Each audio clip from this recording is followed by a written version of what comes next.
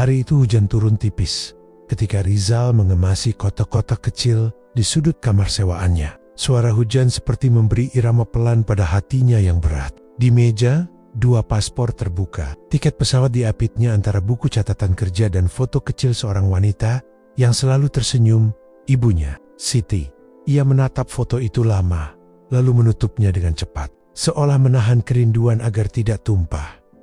Rizal bukan orang yang kejam. Ia bekerja di negeri orang karena satu alasan yang nyaris sama dengan alasan banyak orang lain.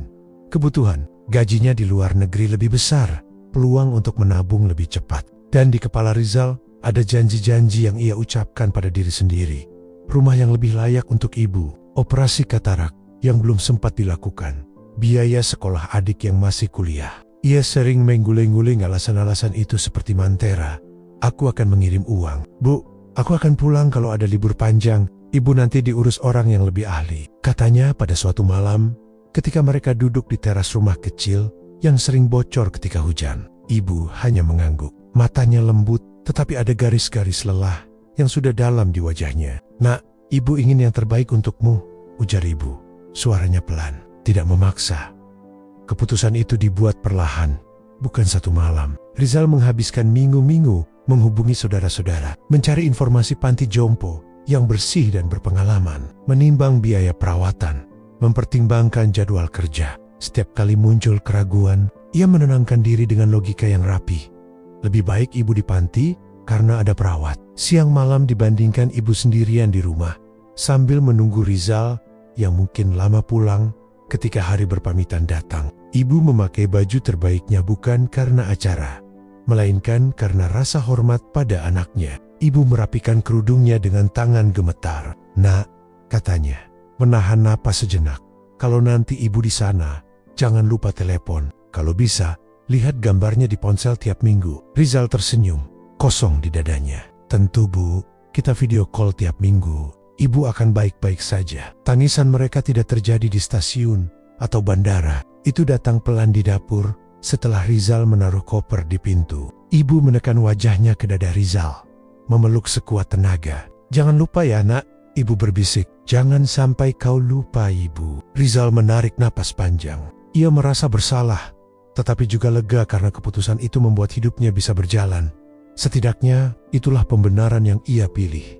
Di negeri asing, rutinitasnya menelan hari-hari. Pagi kerja, sore lembur, akhir minggu menambah shift. Waktu terasa seperti uang. Ia menukarnya dengan jam kerja, menabung setiap rupiah, membiarkan rindu menumpuk di sudut-sudut hati. Setiap kali ada jeda, Rizal menelepon. Pertama kali video call, ibu tampak ceria di depan tablet yang dipasang di meja makan panti. Ada perawat di belakangnya yang tersenyum sopan. Bu, panti ini bagus, ya, Rizal berkata, dan melihat ibu mengangguk santai. Ia merasa liga untuk beberapa bulan, namun pekerjaan di luar negeri jarang memberi jeda. Saat jadwal padat, Rizal memilih mengirim pesan singkat daripada menelepon. Ibu, saya sibuk, sudah kirim uang untuk bulan ini. 2 kata biasa itu menjadi duri di hatinya. Pesan singkat menggantikan suara, emotikon menggantikan sentuhan. Ia membaca kembali pesan yang dikirim malam itu, lalu menambahkan stiker hati. Karena itu terasa cukup untuk menutup rasa bersalah yang muncul di panti. Keadaan jauh lebih sederhana dari yang ia bayangkan saat memilihnya lewat rekomendasi. Petugas ramah, tapi tidak bisa menggantikan kehangatan anak. Ibu kadang bercerita pada perawat tentang masakan yang ia rindukan. Kadang ia menopang perasaan sendirinya dengan menyulam benang merah di jari jemarinya. Di foto yang dikirim oleh panti lewat email setiap bulan, ibu tampak tersenyum, tetapi senyum itu tampak lebih kecil dari sebelumnya. Ketika Rizal melihat foto-foto itu, ada sesuatu yang mengganjal, seperti rasa bersalah yang menempel di bawah kuku. Waktu berlalu, musim berganti, dan telepon menjadi jarang. Jam kerja naik, proyek menumpuk, dan Rizal mulai menunda panggilan-panggilan yang semestinya ia lakukan. Nanti, minggu depan saja, ia berjanji pada diri sendiri. Benar-benar, minggu depan. Tetapi minggu depan selalu datang dengan alasan lain. Suatu malam, ketika lampu kantor remang dan Tumont-Man sudah pulang, Rizal duduk menatap layar kosong. Ia menemukan pesan lama dari ibu yang belum pernah dibalas. Pesan itu sederhana. Nak, ibu rindu. Kata-kata itu mengetuk sesuatu di dalam diri Rizal. Ia meneteskan air mata. Bukan karena kata itu saja, tetapi karena ia sadar betapa mudahnya kehilangan kesempatan untuk menjadi dekat. Ia mengetik balasan cepat, "Ibu, minta maaf, nanti saya telepon ya." Lalu ia mematikan ponsel karena panggilan masuk dari manajer kerja. Di panti, semua berjalan menurut rutinitas. Ada pagi senam ringan, makan siang bersama, sore membaca koran. Ibu bergaul dengan beberapa penghuni lain. Mereka sering bercanda tentang resep masakan, kesehatan, dan anak-anak mereka yang sibuk. Kadang ibu terlihat termenung menatap jendela ketika hujan turun. Perawat panti, Bu Mira, sering menyeka wajah ibu dengan lembut. "Bu Siti baik, Bu Mira," kata salah satu perawat ketika mengirim foto kegiatan ibu lewat aplikasi keluarga. Dia selalu tersenyum. Walau demikian, ada juga momen-momen kecil yang mengingatkan bahwa panti bukan rumah yang sama. Ibu kehilangan kebiasaan menyiapkan kopi pada pagi hari seperti dulu. Aroma kopi yang biasa memenuhi rumah digantikan aroma deterjen dan makanan bersama. Televisi menyala dengan acara yang tidak selalu ibu mengerti. Ia mencoba menulis surat-surat kecil pada Rizal, tetapi tidak semuanya dikirim. Surat-surat itu sering terselip di laci meja perawat atau ditumpuk bersama dokumen lain. Kadang perawat membaca sepintas lalu dan merapikannya. "Nanti kami kirim, Bu Siti." Mereka berjanji. Rizal tahu panti itu memiliki prosedur pengiriman surat dan paket. Ia pernah menanyakan cara agar ia bisa menerima berita dari ibu lebih cepat dan mendapat jawaban yang menenangkan. "Setiap minggu kami kirim foto dan catatan kesehatan, Pak." Jawaban itu membuat Rizal tenang untuk sementara. Tetapi kenyataan yang mengoyak adalah kenyamanan itu rapuh ketika realitas kerja menuntut pengorbanan lebih. 1 tahun berlalu. Dari jauh, kehidupan Rizal tampak berhasil. Tabungan bertambah, karier naik perlahan. Rekan-rekan memuji kegigihannya. Namun di dalam, ada ruang kosong yang tak pernah penuh. Ia menutupnya dengan barang-barang baru, makan malam di luar, dan hiburan singkat yang menenggelamkan rasa bersalah. Setiap kali layar ponsel menampilkan nama ibu, ada sesuatu yang meremas dadanya. Tetapi ia menolak rasa itu dengan kesibukan. Di sebuah sore yang jam kerjanya berakhir lebih cepat, Rizal menerima pesan dari panti. Foto ibu sedang duduk di bangku taman kecil di halaman panti. Ia tersenyum, tetapi ada garis halus di pelipisnya yang tampak lebih mendalam dari foto sebelumnya. Ada catatan singkat dari Bu Mira. "Bu Siti ikut kegiatan menanam bunga hari ini. Kondisi umum baik. Mohon kabari keluarga bila ada yang ingin datang." Rizal menatap pesan itu lama-lama. Ia merasakan dorongan untuk pulang. Ia membuka kalender, mengecek jadwal cuti, menghitung berapa hari yang bisa ia ambil tanpa mengganggu pekerjaan. Dalam hitungan jam, kesibukan kembali menutup peluang itu. "Nanti Bu, nanti," ia berbisik dan menutup aplikasi. Malam itu, Rizal bermimpi tentang dapur rumah, bunyi panci, dan tawa kecil yang dulu sering berbunyi ketika ia pulang sekolah. Ia terbangun dengan jantung berdebar. Tangannya mencari ponsel, membuka album foto, dan melihat foto ibu. Senyum itu masih ada, tetapi ia menyadari sesuatu yang tak kalah nyata. Waktu terus berjalan, dan pilihan yang ia buat tidak bisa diulang. Rasa bersalah adalah teman yang tak diundang, namun setia menemaninya di sudut-sudut malam. Di panti, ada momen ketika ibu duduk di meja makan, sambil menatap kursi kosong di depannya kursi tempat. Rizal biasa duduk saat masih tinggal di rumah. Perawat memanggil namanya untuk makan, tetapi ia menolak sebentar, memeriksa ponsel yang kosong dari pesan. Dia selalu menunggu kabar dari anaknya, kata Bu Mira kepada rekan yang lewat. "Kadang kami ikut khawatir, tapi kami juga tahu anaknya sibuk." Ibu menutup mata, menarik napas panjang, lalu mulai makan perlahan.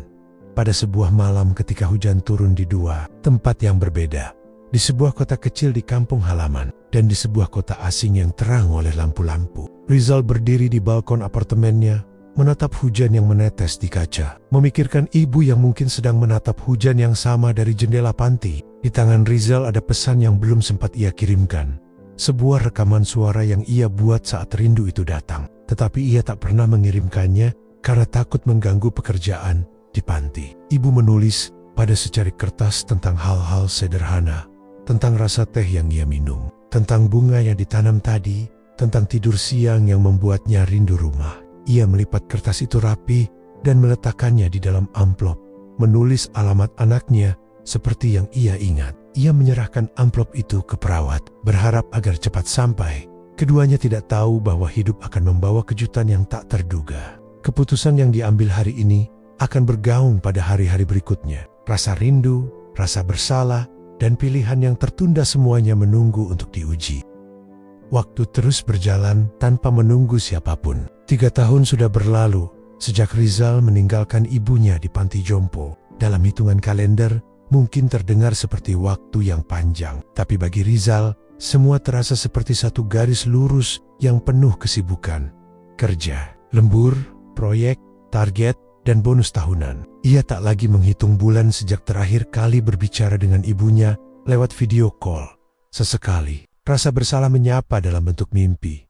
Ibu tersenyum di ambang pintu rumah, memanggil namanya dengan suara lembut. Namun setiap kali bangun, Rizal buru-buru menepis perasaan itu dengan pikiran logis. Aku kerja demi dia. Aku melakukannya untuk masa depannya. Ia terus meyakinkan diri, walau di lubuk hati terdalam. Ia tahu bahwa alasan itu mulai terdengar seperti pembelaan diri. Suatu sore di musim semi, ketika langit luar negeri sedang berwarna oranye keemasan, Rizal menerima email dari pihak panti jompo. Subjeknya sederhana, perihal ibu Anda, Siti Rahmah. Hatinya langsung berdebar. Ia membaca dengan terburu-buru. Kepada Bapak Rizal dengan hormat, kami ingin menginformasikan bahwa kondisi kesehatan Ibu Siti menurun dalam beberapa bulan terakhir. Kami telah berusaha memberikan perawatan terbaik. Mohon, bila memungkinkan, Anda dapat menghubungi atau menjenguk beliau. Rizal terpaku. Matanya menatap layar laptop lama sekali. Kata-kata itu seperti menyalakan sesuatu di dalam dadanya. Ia membuka pesan itu berulang kali, bahkan menyimpannya ke folder khusus agar tak terhapus. Namun, alih-alih segera membeli tiket pulang, ia menunda. Mungkin belum parah, pikirnya. Mereka pasti bisa merawat ibu. Aku kirim uang tambahan bulan depan. Ia menulis balasan singkat. Terima kasih atas informasinya. Mohon terus pantau kondisi ibu. Saya akan usahakan pulang. Kata usahakan menjadi tameng yang menyembunyikan keraguannya. Sementara itu, di panti, hari-hari ibu berjalan dengan ritme yang lambat. Ia semakin jarang ikut kegiatan bersama penghuni lain. Tubuhnya mulai lemah. Langkahnya makin pelan, dan penglihatannya sering kabur. Namun di balik semua itu, ia tetap tersenyum setiap kali perawat datang membawa kabar dari Rizal. Bu, anak ibu kirim uang lagi, kata Bu Mira, perawat yang paling dekat dengannya. Ibu menatap amplop berisi transferan itu, lalu tersenyum kecil. Alhamdulillah, berarti dia masih ingat. Malamnya, ibu duduk di tepi tempat tidur, menulis sesuatu di buku catatan kecil. Tangannya gemetar, tapi huruf-hurufnya masih rapi. Ia menulis dengan hati, bukan sekadar pena. Nak, kalau kau baca ini suatu hari nanti, jangan merasa bersalah. Ibu tahu, kau bekerja keras. Ibu tidak marah, hanya saja, kadang ibu ingin dengar suaramu. Itu saja. Surat itu ia lipat rapi, lalu dimasukkan ke dalam amplop coklat dengan nama Rizal di depan. Ia menitipkannya kepada Bu Mira. Kalau nanti ada kesempatan, kirimkan ini padanya ya Bu. Bu Mira mengangguk pelan. Tidak menyangka bahwa surat itu akan menjadi sesuatu yang berarti lebih dari sekadar tulisan. 2 bulan kemudian, kondisi ibu semakin menurun. Ia sering batuk, kadang sulit makan, tapi tetap berusaha kuat. Saya tidak mau merepotkan siapapun, katanya setiap kali perawat menawari bantuan lebih. Namun setiap malam, ia memeluk bantalnya erat-erat, seolah di sanalah tersimpan kenangan dari rumah dan anak yang jauh. Suatu hari, seorang penghuni panti lain meninggal dunia. Ibu ikut menyalatinya di musola panti. Sejak hari itu, ia tampak lebih sering diam, memandangi langit sore yang mulai kemerahan. Bu, ibu kenapa? Tanya Bu Mira suatu kali. Ibu cuma sedang berpikir, apakah anakku tahu kalau waktu itu sudah tidak panjang? Jawabnya pelan. Sementara di luar negeri, kehidupan Rizal tampak semakin mapan. Ia baru saja dipromosikan menjadi supervisor di perusahaannya. Semua orang mengucapkan selamat. Malamnya, ia makan bersama rekan kerja di restoran mewah. Namun di tengah tawa dan musik lembut, pikirannya melayang, entah kemana. Ada kekosongan yang tidak bisa diisi oleh kesuksesan atau gaji besar. Ketika pulang ke apartemen, ia membuka laptop, melihat kembali foto-foto lama. Ibu sedang menyiapkan nasi goreng di dapur. Ibu menjemur pakaian. Ibu tertawa di halaman. Air mata menetes tanpa ia sadari. Ia berjanji dalam hati, aku akan pulang bulan depan. Aku ingin lihat ibu lagi. Namun takdir tidak menunggu janji. Beberapa minggu kemudian, Panti Jompo mengirimkan surat resmi. Tapi surat itu tidak langsung dibuka karena Rizal sedang dalam perjalanan bisnis. Amplop itu dibiarkan di atas meja kerja selama 2 hari, menunggu tangan yang terlalu sibuk untuk membukanya. Saat akhirnya dibuka, isi surat itu hanya beberapa kalimat sederhana namun menyesakkan kepada Bapak Rizal. Dengan duka cita, kami sampaikan bahwa ibu Anda, Siti Rahmah, telah berpulang pada hari Senin, jam 3:40 dini hari. Beliau meninggal dengan tenang, dikelilingi oleh para perawat. Ada surat yang beliau titipkan untuk Anda sebelum wafat. Kami akan mengirimkannya dalam waktu dekat. Dunia Rizal seolah berhenti. Ia menatap tulisan itu berkali-kali. Tak percaya, tubuhnya gemetar, nafasnya tersengal. Ia menutup wajahnya dengan kedua tangan dan menangis tanpa suara. Air mata yang tertahan bertahan-tahan pecah seketika. Semua kesibukan, semua alasan, semua logika runtuh begitu saja.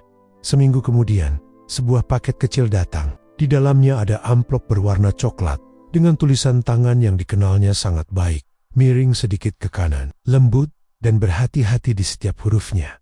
Ia membukanya perlahan, seolah takut merusak waktu. Nak, ibu tahu kau sibuk. Ibu tahu dunia kerja tidak mudah. Ibu tidak pernah marah karena kau jarang datang. Ibu hanya kadang rindu, tapi ibu bangga padamu. Kau tetap anak ibu. Meski jarak dan waktu membuat kita jauh. Kalau ibu sudah tidak ada nanti, jangan bersedih terlalu lama. Jadilah orang baik. Doakan ibu setiap kali kau salat. Itu sudah cukup untuk membuat ibu bahagia di sana. Nak, ibu tetap bangga padamu, walau kau tak pernah datang. Rizal menatap surat itu lama sekali. Air matanya jatuh menimpa tinta yang mulai memudar. Suara ibunya seolah kembali bergema di dalam kepalanya. Lembut, sabar, penuh kasih, seperti dulu. Ia menyesal, tapi tak bisa mengulang waktu. Semua yang bisa ia lakukan hanyalah duduk di lantai, menatap surat itu, dan membisikkan doa malam itu. Rizal memutuskan sesuatu. Ia menutup laptop, membatalkan semua rencana kerja, dan membeli tiket pulang ke Indonesia. Bukan untuk menebus waktu yang hilang, karena itu mustahil, tetapi untuk setidaknya mengunjungi tempat terakhir ibunya beristirahat ketika pesawat mendarat di tanah air. Udara lembab dan aroma tanah yang familiar menyambutnya. Di dalam mobil menuju Panti Jompo, ia menatap keluar jendela, melihat jalanan yang dulu sering ia lalui bersama ibunya. Semua terasa sama, tapi juga berbeda. Sesampainya di panti, Bu Mira menyambut dengan mata berkaca-kaca. Ibu Anda sering sekali menyebut nama Anda, Pak. Sampai hari terakhir, beliau masih tersenyum. Rizal hanya mengangguk, tidak sanggup bicara. Ia berjalan ke taman kecil di belakang panti, tempat ibunya dulu suka duduk. Di sana, bunga mawar putih tumbuh di dekat bangku kayu. Ia duduk perlahan, meletakkan surat ibunya di pangkuan, dan menatap langit. Suara burung sore terdengar pelan. Angin berhembus lembut, membawa aroma tanah basah. Rizal berbisik, "Maafkan aku, Bu. Aku terlambat datang." Tapi ibu tetap menungguku. Di hatinya, untuk pertama kalinya setelah sekian tahun, ia merasakan sesuatu yang belum pernah ia rasakan selama bekerja di luar negeri, ketenangan, dan di udara sore yang tenang itu. Seolah-olah ia mendengar suara lembut ibunya menjawab, "Nak, ibu tetap bangga padamu." Hujan baru saja reda ketika Rizal berdiri di depan nisan bertuliskan nama yang begitu akrab di hatinya, Siti Rahmah. Tanah di sekeliling makam masih basah, dan aroma tanah bercampur bunga Kamboja memenuhi udara. Di tangannya ada seikat mawar putih bunga kesukaan ibunya. Ia menatap batu nisan itu lama, seolah berharap bisa mendengar suara lembut ibunya, memanggil namanya seperti dulu. Namun yang terdengar hanya suara gemerisik daun dan angin yang lewat pelan. "Bu," suaranya parau, "aku pulang." Air mata mengalir perlahan di pipinya. Ada rasa sesal yang tak bisa dijelaskan dengan kata-kata. Semua keberhasilan, uang, dan jabatan yang dulu ia banggakan kini terasa tidak berarti di hadapan gundukan tanah itu. "Maafkan aku," katanya lagi, suaranya bergetar. "Aku terlalu sibuk mengejar hal-hal yang aku kira penting, padahal yang paling penting aku tinggalkan." Ia terdiam lama, lalu pelan-pelan ia meletakkan surat ibunya di atas batu nisan itu. Surat yang dulu membuat dadanya sesak, kini menjadi pengingat betapa besar kasih seorang ibu yang tidak pernah habis. Bahkan setelah maut memisahkan, setelah pemakaman, Bu Maira perawat yang merawat ibunya selama di panti, mengajak Rizal duduk di ruang tamu kecil. Dindingnya penuh foto para penghuni panti. Sebagian sudah tak ada lagi. Sebagian masih duduk di halaman menjemur pagi. Bu Siti sering sekali bercerita tentang Anda. Mas Rizal? Kata Bu Mira sambil menuang teh hangat. Rizal mengangguk pelan. Dia masih sempat menulis surat terakhir itu. Bu Mira tersenyum lembut. Itu bukan satu-satunya surat, Mas. Rizal menatapnya heran. Bu Mira lalu berdiri. Berjalan ke lemari arsip kecil di sudut ruangan. Ia membuka laci bawah, mengeluarkan kotak sepatu berwarna coklat tua.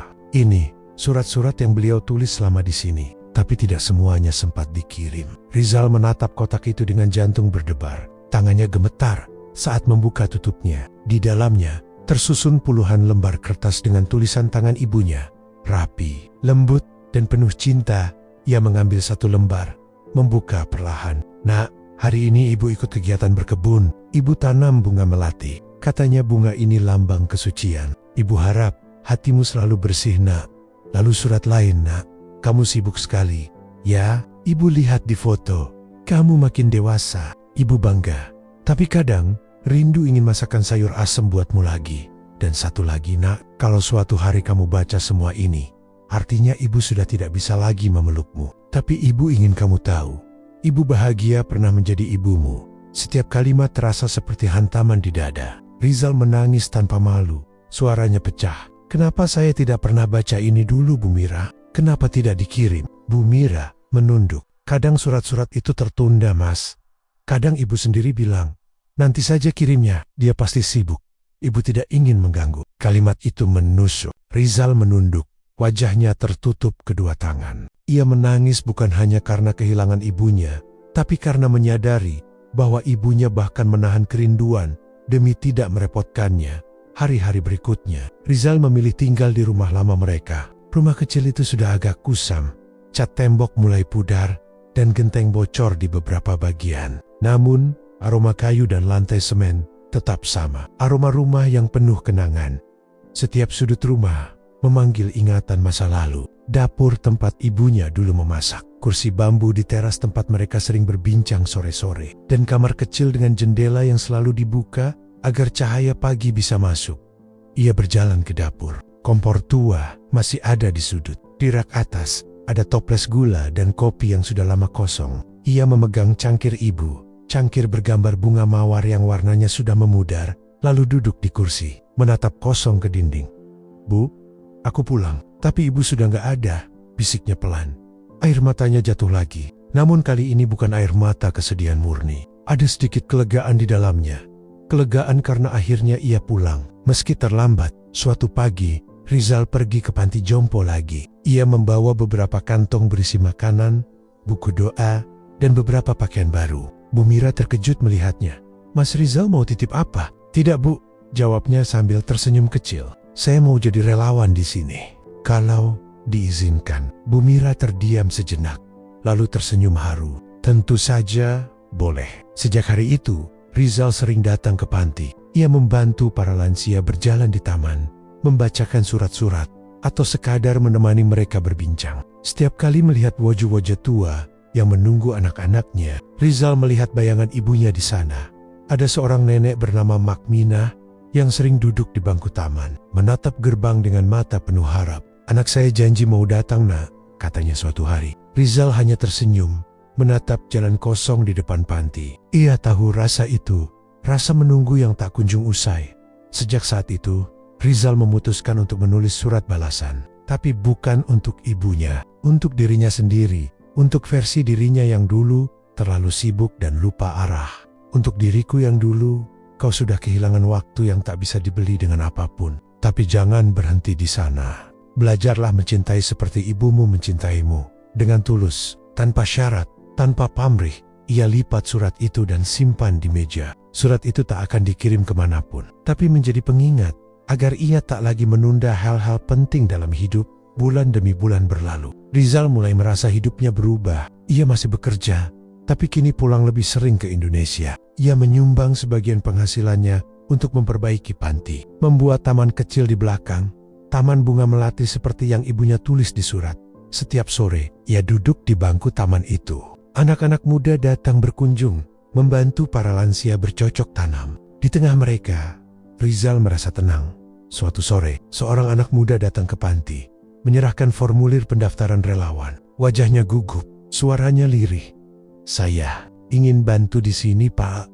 Soalnya saya juga jarang pulang ke rumah. Orang tua saya tinggal sendirian." Rizal menatapnya lama, lalu menepuk bahunya. "Kalau kamu masih bisa pulang, pulanglah. Jangan tunggu nanti." Anak muda itu terdiam, lalu menanduk. "Percaya sama saya," lanjut Rizal pelan. "Kadang yang kita kira sibuk itu cuma alasan untuk menutupi rasa takut merasa bersalah karena sudah terlalu lama pergi." Di akhir bab ini, sore menua di atas panti jompo. Langit berubah jingga, burung-burung terbang pulang ke sarang. Rizal duduk sendirian di taman, menatap bangga bunga-bunga melati yang tumbuh dengan lembut. Ia menarik napas panjang, merasakan kedamaian yang dulu tidak pernah ia temukan di tengah kesibukan kota.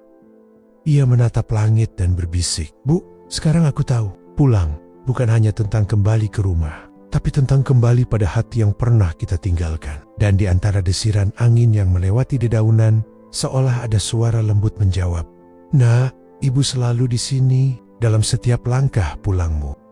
Sudah hampir 1 tahun sejak Rizal menetap kembali di Indonesia. Hidupnya kini jauh berbeda dari dulu. Lebih tenang, lebih sederhana, dan yang terpenting, lebih berarti. Ia masih bekerja secara daring untuk perusahaannya di luar negeri, tapi tidak lagi tenggelam dalam ambisi. Ia memilih bekerja dari rumah lamanya, rumah kecil peninggalan ibu yang kini sudah diperbaiki. Cat dinding diganti warna krem lembut, atap bocor sudah dibenahi, dan taman kecil di depan rumah kini penuh bunga melati, sama seperti yang ibunya tanam dulu di panti jompo.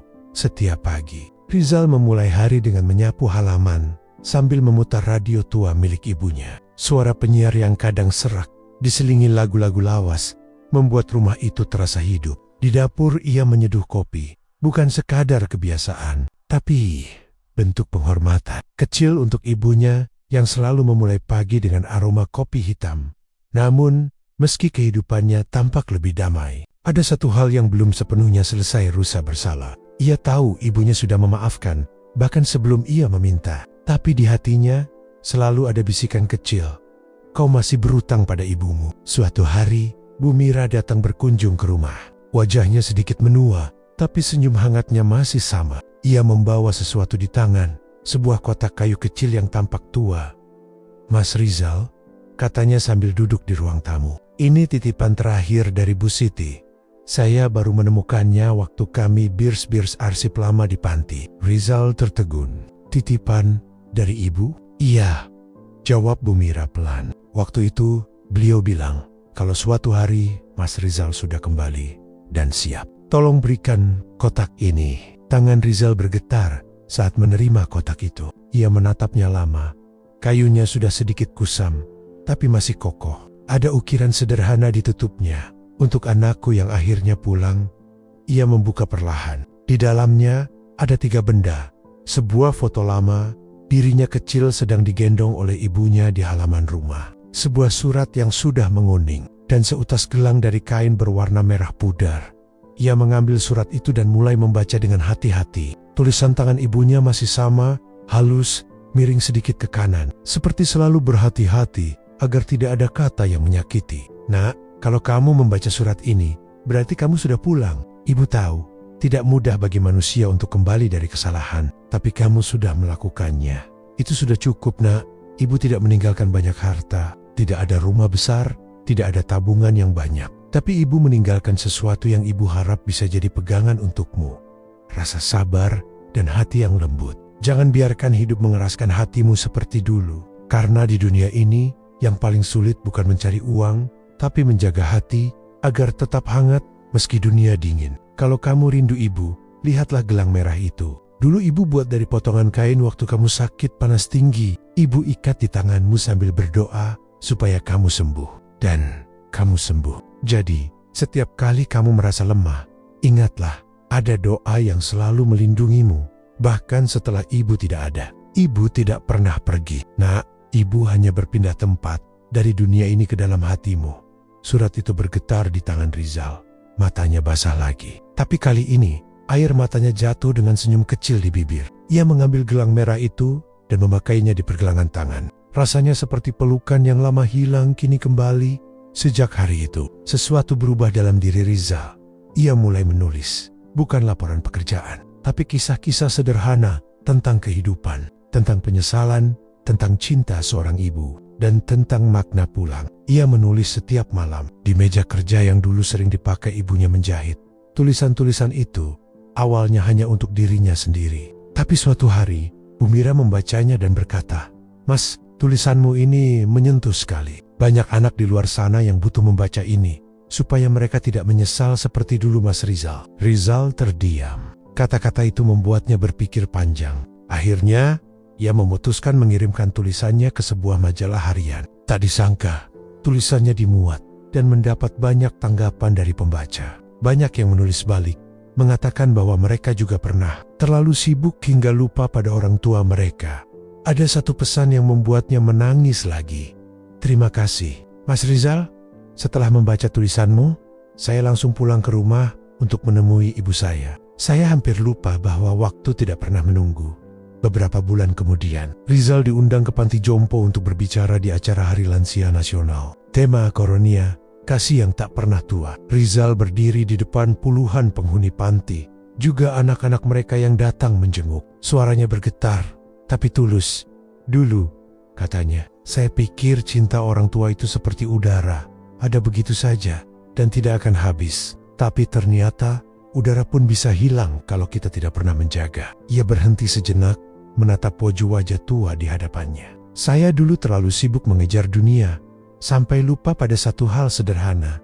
Waktu dengan orang tua itu tidak bisa diulang. Tapi saya percaya, selama kita masih hidup, masih ada kesempatan untuk memperbaiki. Jangan tunggu nanti, karena kadang nanti bisa berarti terlambat." Ruangan hening. Hanya suara isak pelan yang terdengar dari beberapa sudut. Bu Mira menunduk, menyeka air mata. Rizal tersenyum kecil, lalu menutup dengan kalimat yang kini menjadi pegangan hidupnya. "Ibu saya tidak meninggalkan warisan harta, tapi meninggalkan warisan hati, dan itu jauh lebih berharga dari apapun." Malam ini, setelah acara selesai, Rizal duduk di taman panti. Di langit, bintang-bintang berkelap-kelip.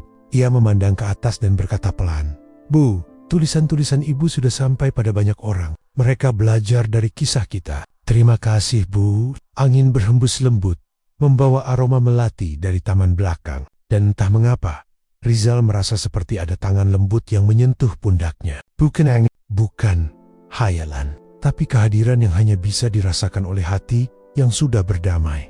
Hari berganti hari, buku yang berisi kumpulan kisah-kisah Rizal akhirnya diterbitkan. Judulnya sederhana, Surat dari Panti. Ia menulis di halaman pembuka, "Untuk semua anak yang masih punya kesempatan, pulanglah. Selagi masih ada waktu." Buku itu kemudian menjadi pengingat bagi banyak orang. Tapi bagi Rizal sendiri, buku itu bukan tentang kesuksesan. Itu adalah caranya menebus janji bahwa cinta ibunya tidak akan dilupakan, dan kisah mereka tidak akan hilang bersama waktu. Pagi menjelang di rumah kecil itu, Rizal menatap foto ibunya di dinding ruang tamu. Ia tersenyum, lalu berkata pelan, "Bu, akhirnya aku tahu apa arti warisan yang sebenarnya. Bukan emas, bukan uang, tapi kasih sayang yang tidak pernah berhenti." Ia menyalakan kompor menioda kopi dan membuka jendela. Cahaya pagi masuk, menerangi ruangan, menyingkap semua duka yang dulu menggelayut, dan di udara yang hangat itu, seolah-olah suara lembut sang ibu kembali terdengar. "Bukan dari luar, tapi dari dalam hati, nak. Kau sudah pulang. Sekarang, jalani hidupmu dengan cinta." 3 tahun telah berlalu sejak Rizal menulis buku Surat dari Panti. Buku itu bukan hanya mengubah hidupnya, tapi juga hidup banyak orang. Setiap minggu, ia menerima surat atau pesan dari orang-orang yang membaca kisahnya. Ada yang menulis bahwa mereka menyesal telah menelantarkan orang tua. Ada pula yang menulis bahwa mereka langsung pulang untuk meminta maaf. Namun di balik semua itu, Rizal tidak pernah merasa dirinya hebat. Ia tahu semua ini bukan karena ia pandai menulis, tapi karena ibunya, sosok sederhana yang cintanya begitu tulus hingga mampu menyentuh hati orang-orang yang bahkan tak pernah mengenalnya. Kini, hidup Rizal sudah lebih teratur. Ia mengajar menulis di sebuah universitas kecil di Bandung, tinggal di rumah yang sama, rumah peninggalan ibunya. Ia juga sering datang ke panti jompo tempat ibunya dulu menghabiskan hari-harinya. Baginya, tempat itu bukan lagi simbol penyesalan, tapi tempat untuk menebus cinta. Pagi itu, Bu Mira menyambut Rizal di halaman panti. "Mas Rizal datang juga," katanya tersenyum. "Anak-anak muda di sini sudah menunggu. Mereka ingin dengar cerita tentang ibumu lagi." Rizal terkekeh. "Iya Bu, saya bawa beberapa buku juga buat mereka." Ada sekotak kecil berisi salinan buku surat dari panti. Hari itu, panti mengadakan acara hari keluarga. Para penghuni panti diizinkan mengundang anak, cucu, atau keluarga mereka datang berkumpul. Namun, tidak semua punya keluarga yang datang. Banyak dari mereka duduk diam di kursi taman, memandangi pintu gerbang dengan harapan yang sama. Mungkin hari ini anakku datang. Pemandangan itu selalu membuat dada Rizal sesak. Ia tahu persis rasanya menunggu seseorang yang tidak datang. Ia pernah menjadi penyebab dari tatapan kosong seperti itu.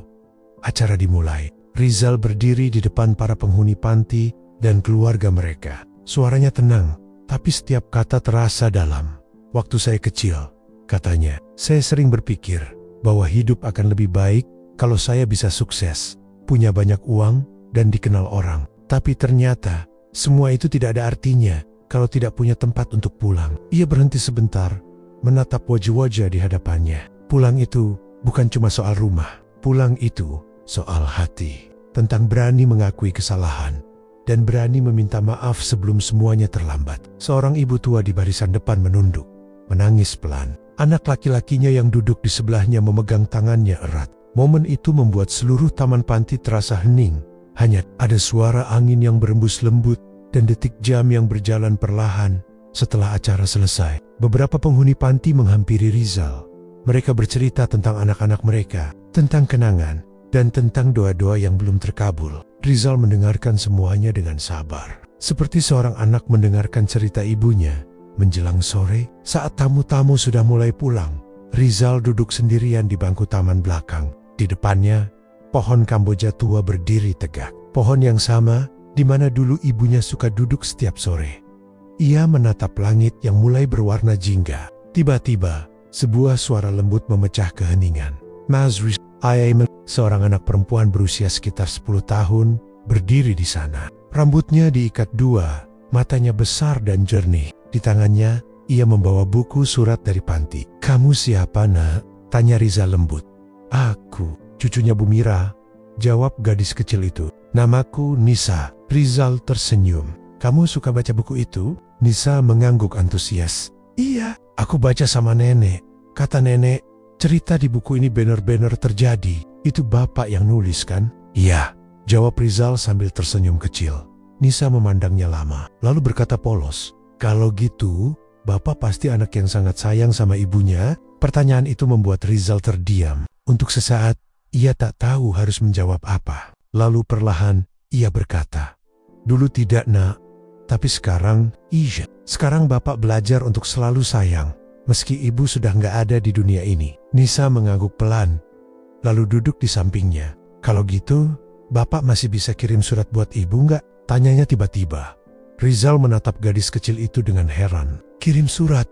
Kemana?" Nisa tersenyum polos. "Gila." Rizal tersenyum samar. "Mungkin bisa, tapi suratnya nggak perlu kertas." Kukap tuh. Malamnya, setelah pulang ke rumah, Rizal duduk di meja kerjanya. Di hadapannya terbuka lembar kertas kosong. Ia menulis pelan, dengan hati yang tenang, "Untuk ibu, hari ini ibu masih hidup di setiap senyum orang yang saya temui, di setiap pelukan hangat, di setiap doa yang saya ucapkan. Ternyata cinta ibu tidak berhenti di akhir hidup, tapi tumbuh di hati banyak orang yang membaca kisah kita. Terima kasih sudah mengajari saya tentang arti pulang dan tentang bagaimana mencintai tanpa syarat. Sekarang saya tahu ibu tidak pernah benar-benar pergi." Ia melipat surat itu, lalu meletakkannya di bawah foto ibunya di dinding. Tepat di bawah foto itu, masih tergantung gelang merah yang dulu ibunya buat.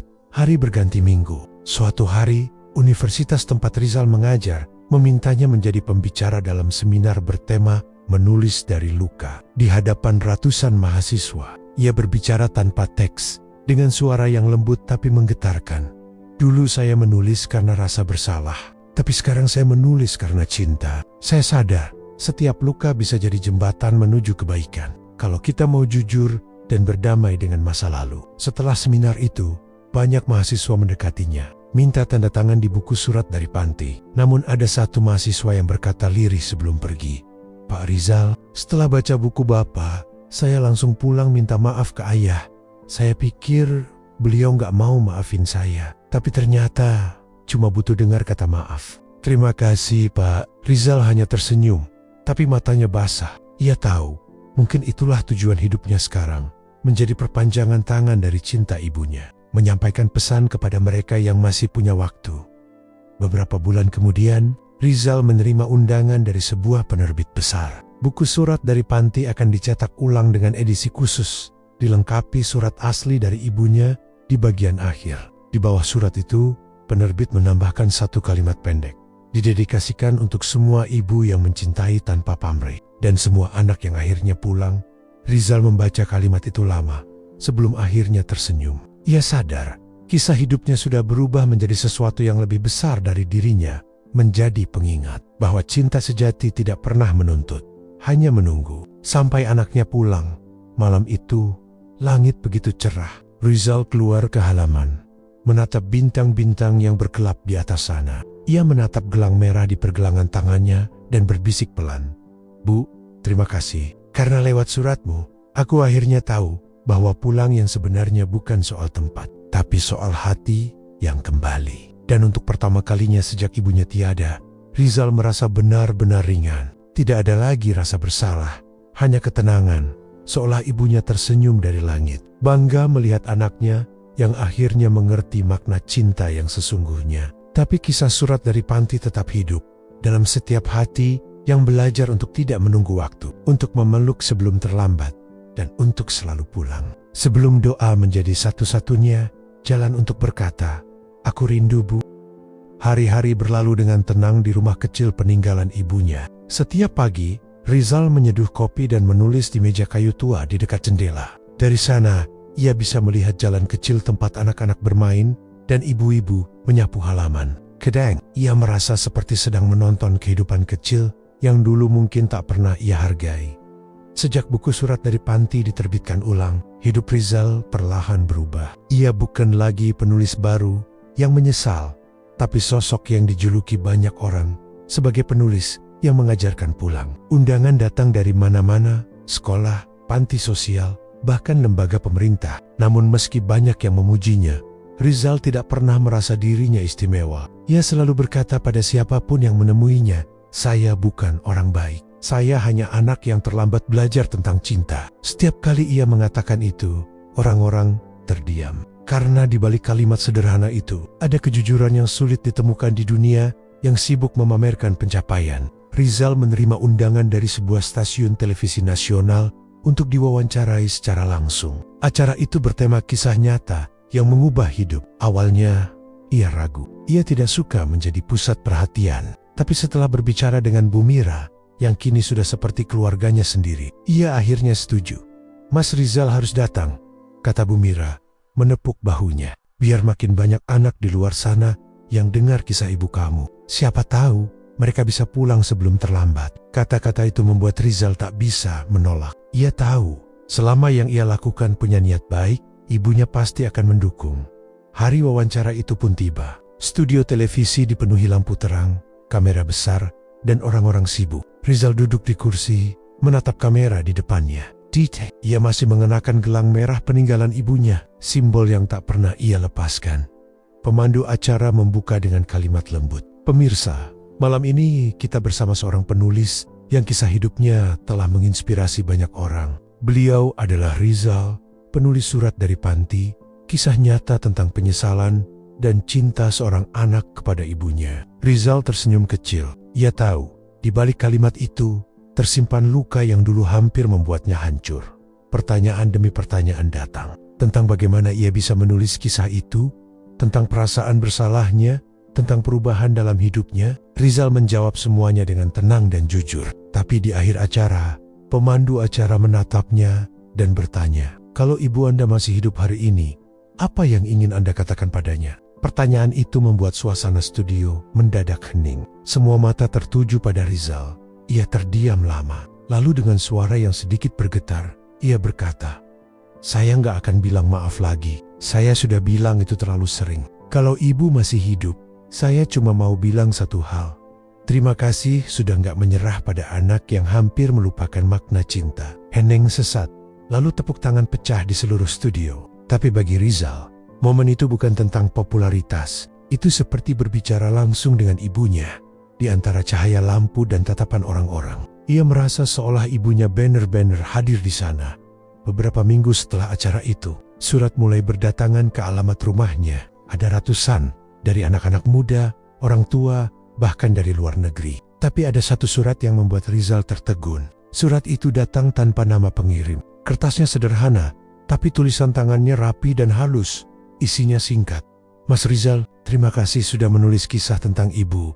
Tapi tahukah Mas, bahwa mungkin ibu Mas bukan hanya mengajarkan Mas tentang cinta, tapi juga kami, para ibu yang sedang menunggu anak-anak kami pulang. Setiap kali membaca buku Mas, saya merasa tidak sendirian. Terima kasih, karena lewat tulisan Mas, kami jadi tahu cinta ibu tidak sia-sia." Surat itu ditandatangani dengan satu kata, "Seorang ibu." Rizal menatap surat itu lama sekali. Hatinya hangat. Ia merasa surat itu bukan hanya dari seorang pembaca, tapi seperti pesan dari ibunya sendiri, seolah lewat tangan orang lain. Ibunya kembali menulis untuknya. Waktu terus berjalan. Rizal mulai menulis buku keduanya. Judul sementara, Langit yang Menyimpan Doa. Buku ini bercerita tentang surat-surat anak kepada orang tua mereka, dikirimkan dari berbagai penjuru Indonesia. Ia ingin agar kisah cinta sederhana itu tidak hilang ditelan kesibukan zaman. Dalam proses menulis itu, Rizal sering berkunjung ke panti-panti jompo di luar kota. Di setiap tempat yang ia datangi, selalu ada kisah yang membuatnya belajar lagi tentang kehidupan.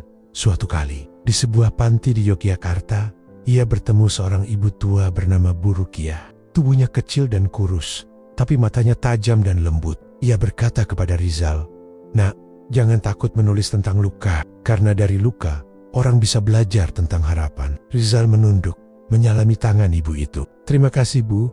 Kata-kata ibu sama seperti nasihat almarhumah ibu saya. Bu Rukiah tersenyum, lalu berbisik, "Mungkin karena semua ibu punya hati yang sama, hanya ingin anaknya tahu bahwa ia dicintai, meski sering disakiti." Beberapa bulan kemudian, buku kedua Rizal diterbitkan. Tapi sebelum buku itu resmi diluncurkan, ia memutuskan untuk berziarah ke makam ibunya. Ia membawa bunga melati dan selembar surat. Hujan turun rintik-rintik pagi itu, membuat tanah kuburan terasa lembab dan wangi.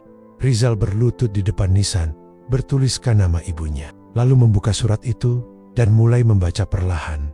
"Bu, aku sudah menulis lagi, tapi kali ini bukan untuk menebus salah, melainkan untuk meneruskan cinta ibu. Banyak orang membaca kisah kita, dan mereka belajar untuk pulang. Mungkin itu cara Tuhan membiarkan ibu tetap hidup di hati banyak orang. Aku nggak tahu apakah ibu bisa mendengar surat ini dari surga. Tapi kalau bisa, aku cuma mau bilang satu hal. Aku nggak akan berhenti menulis tentang cinta ibu. Selama aku masih bisa bernapas." Ia meletakkan surat itu di sisi nisan, menaburkan bunga melati, dan berdoa lama sekali. Angin berhembus pelan, dan daun-daun bergetar lembut di atas kepalanya, seolah alam ikut membisikkan doa yang sama. Sore itu, saat pulang, Rizal berhenti di jembatan kecil yang menghadap sungai. Ia membuka buku catatan kecil dan menulis satu kalimat yang nantinya menjadi penutup buku barunya. Cinta seorang ibu tidak berakhir di kematian. Ia hanya berganti wujud, menjadi doa, menjadi angin, menjadi cahaya, dan kadang menjadi surat yang tak pernah selesai. Rizal menutup bukunya, menatap langit yang mulai memerah di ufuk barat.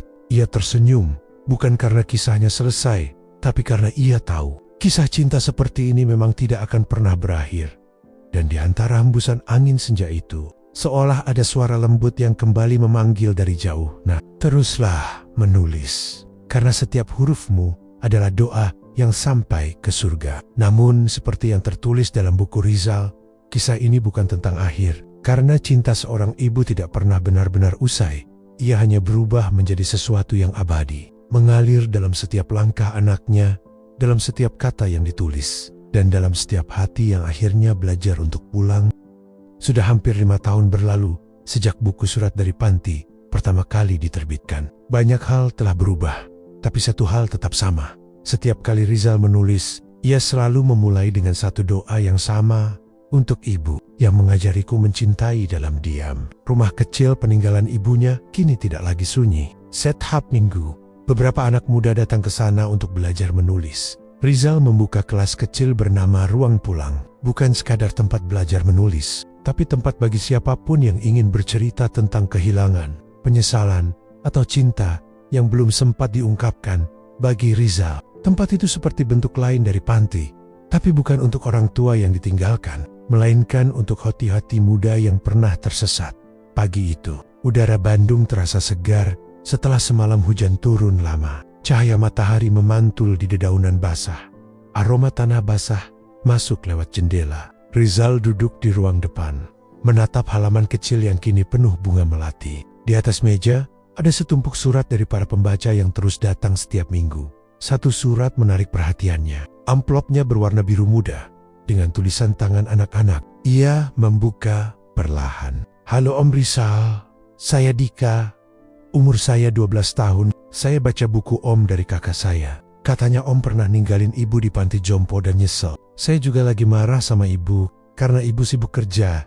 Tapi habis baca buku Om, saya jadi pengen peluk ibu. Terima kasih, Om. Rizal terdiam lama. Air matanya menetes tanpa ia sadari. Bukan karena sedih, tapi karena haru. Ia tersenyum, menatap surat itu dan berbisik pelan.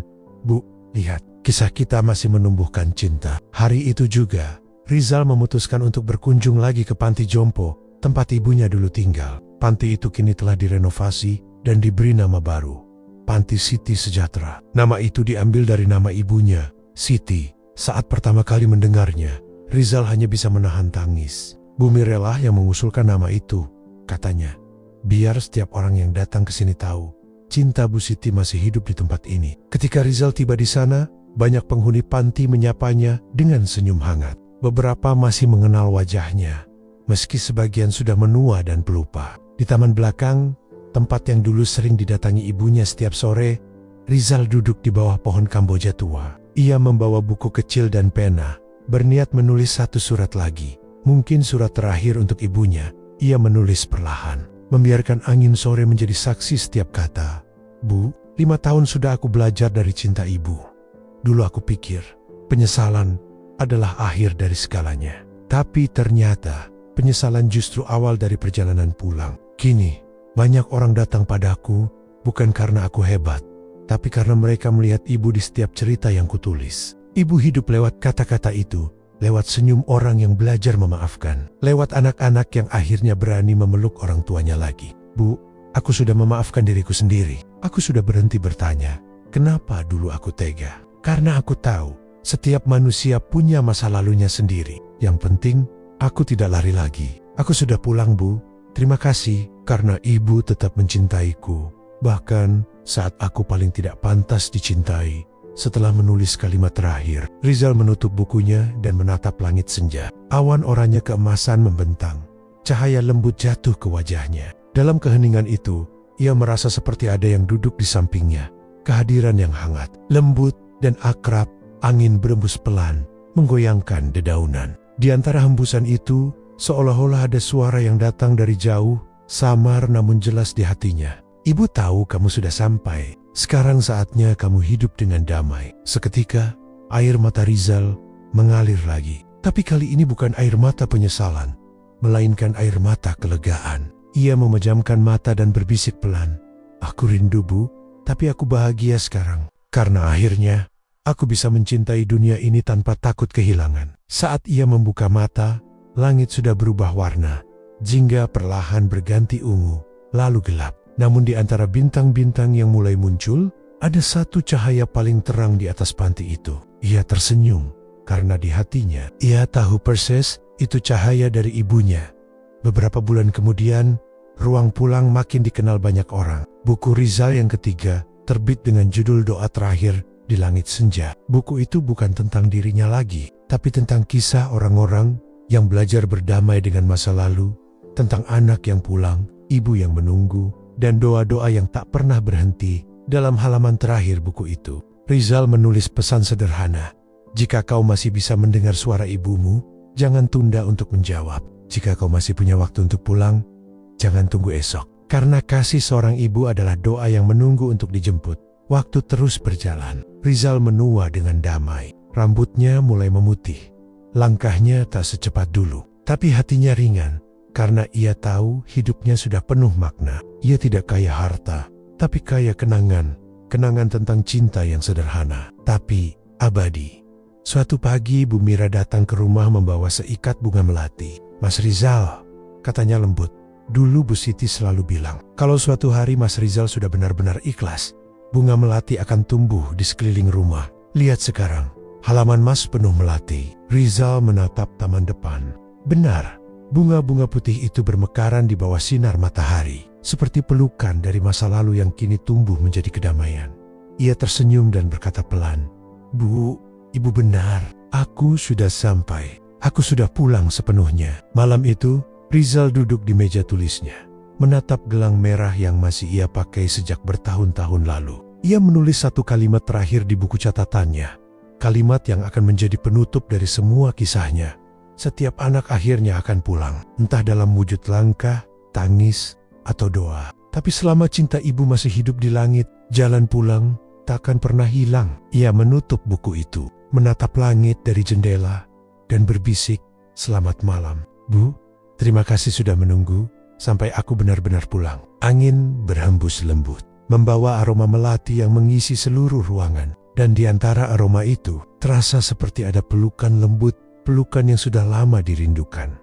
Keesokan harinya, Bu Mira menemukan Rizal duduk di kursinya, tersenyum tenang, matanya terpejam. Di tangannya, gelang merah itu masih melingkar. Dan di meja, terbuka buku terakhirnya, halaman yang sama dengan tulisan penutup itu, tak ada tangis. Tak ada hanya keheningan yang damai. Karena semua orang tahu, Rizal akhirnya benar-benar pulang. Namun, bagi siapapun yang membaca kisah ini, cinta Bu Siti dan Rizal akan terus hidup. Mengajarkan satu hal sederhana yang sering kita lupakan, bahwa kasih seorang ibu tidak pernah berakhir. Dan anak yang mencintai dengan tulus tidak pernah benar-benar pergi. Dan di langit senja, di antara warna jingga yang perlahan memudar, selalu ada bisikan lembut yang datang dari surga. "Nak, Ibu bangga padamu."